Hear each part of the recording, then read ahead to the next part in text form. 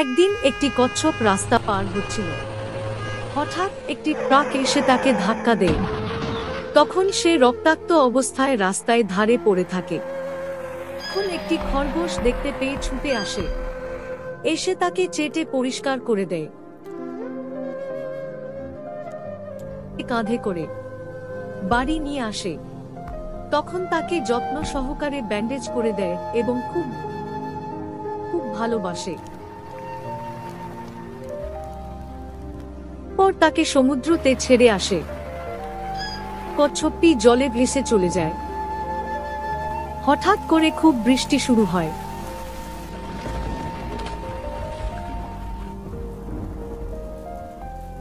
প্রচন্ড বৃষ্টিতে বন্যা চলে আসে এবং খরগোশটি জলে ভেসে যায়। একটি কচ্ছপ তাকে বাঁচায় এবং ডাঙাতে নিয়ে আসে। এবং যেই কচ্ছপটিকে খরগোশটি বাঁচিয়েছিল তার সাথে আবার দেখা হয়। ধন্যবাদ ভিডিওটি দেখার জন্য। এইরকম ভিডিও দেখার জন্য আমার চ্যানেলটিকে সাবস্ক্রাইব করুন, আমার পাশে থাকুন।